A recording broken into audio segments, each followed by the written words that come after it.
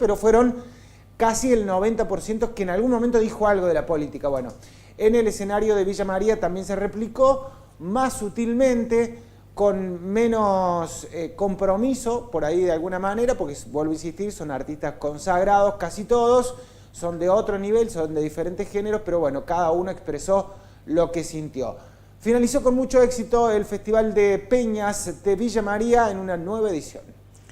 Damos vuelta a la página y saben ustedes que hoy se van a conocer los resultados de la inflación de enero. Hay muchas expectativas, más que nada por las palabras del gobierno nacional. Aparentemente comenzaría el periodo de desaceleración, así lo habían anunciado, pero bueno, todo está anclado a políticas económicas, digo, frustradas. Por lo menos esa es la primera impresión. Estamos en contacto con Catalina Serena, que es economista de IDESA, del Instituto de Desarrollo Social Argentino, para hablar un poquito de este tema, que nos ilumine un poco con su conocimiento respecto de lo que sucede a nivel económico en la Argentina. ¿Cómo estás, Catalina? Bienvenida.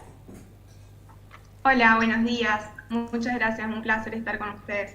Igualmente, el gusto es nuestro. Bueno, nos referimos a esto, a las expectativas de la inflación. ¿Cómo ves esta situación económica cuando inicialmente lo que se planteaba era que iba a haber una terapia de shock o que por lo menos iba a haber una política de shock, que eso era lo recomendable para poder ajustar nuestra economía? Sí, claramente se ve que el gobierno ha atendido a una política más bien de ajuste tradicional para tratar de ajustar las cuentas públicas, intentando también sacar los pesos que había en circulación para reducir un poco la base monetaria y con eso intentar frenar la inflación. Sin embargo, la inflación de enero se espera que siga siendo de 2 dígitos y que ronde entre el 19 y el 21%, dada la inercia inflacionaria que se va a arrastrar de diciembre con todos los aumentos que hubo de la nafta, la corrección del precio del dólar. Entonces todavía en enero vamos a ver ese impacto inflacionario. En febrero se espera que baje un poco, que ya ronde el 15%, porque se patearon los aumentos tarifarios que iba a haber en febrero, se patearon para marzo, como el aumento tarifario del gas. Pero bueno, recién a partir de abril se espera ver una inflación de 1 dígito y siempre y cuando la confianza también acompañe al plan económico que está aplicando el gobierno, ¿no? Porque sin confianza seguramente sea muy difícil desacelerar la inflación. La frustrada, entre comillas, ley de bases, ¿también pudo influir en esto de no contribuir a una desaceleración más pronunciada?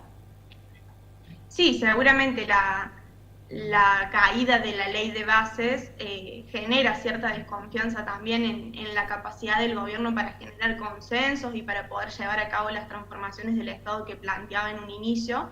Entonces seguramente esto también genera ciertas tensiones que se terminan viendo implicadas en aumento de precios o principalmente en una escapada del peso argentino, intentando la gente por ahí refugiarse en el dólar, y eso termina haciendo que el dólar aumente y en consecuencia que lo veamos en la inflación.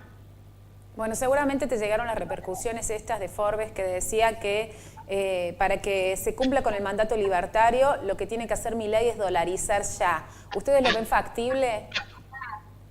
La realidad es que para poder llevar a cabo una dolarización o cualquier otro régimen monetario, principalmente la dolarización, que demanda muchísima confianza, es necesario un equilibrio fiscal, que si bien el gobierno ha estado intentando equilibrar las cuentas públicas, bueno, en enero vemos que hubo un superávit financiero del 0,2% del PBI, se ha logrado licuando jubilaciones y licuando salarios que al fin y al cabo son medidas que no son sostenibles en el tiempo, y no es solamente necesario equilibrar cuentas públicas, también es necesario que los agentes económicos crean que eso se va a sostener en el tiempo. Entonces yo creo que hasta que no se logre esa cierta confianza, además de, bueno, de poder resolver las cuentas del Banco Central, va a ser bastante difícil la dolarización, por lo menos en el corto plazo.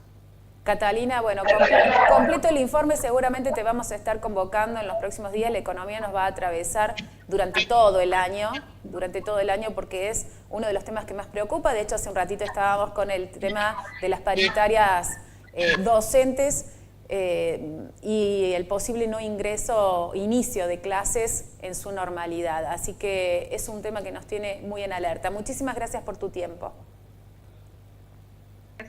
Adiós. Que tengan Ahí buen pasaba día. Catalina Serena, economista de IDESA, hablándonos de esto. Y si podemos poner en placa para tener una idea de cuáles son las expectativas. Fíjate, como para tener una relación. La inflación de diciembre fue del 25,5%. Lo decía Gerardo Bernardi, es más, él se atrevió a mencionar 31%, y esto tiene que ver con que hubo una disparada, sobre todo en los alimentos, en el rubro alimentos, que hizo que esta inflación sea aún mayor en determinados rubros. Bueno, cierran el 2023 en 211,4%, que son los valores más altos en las 3 últimas décadas, los valores más altos en las 3 últimas décadas. Ahí seguimos con la siguiente, si te parece. Ahí está, en Chequeado, no falla, Es más, vos sabés que es muy interesante este portal de Chequeado, si lo podés tener como dato, porque tiene un cálculo de la inflación. Vos automáticamente decís, por ejemplo, ¿cuánto cobraste en julio del año pasado? Y te va a salir cuánto es lo que tendrías que cobrar ahora, con un mes de diferencia, por supuesto, a medida que se va conociendo el dato del INDEC. Pero eso te permite actualizar y es el parámetro más claro. Fíjate lo que ha sido un año totalmente convulsionado y atravesado por un proceso inflacionario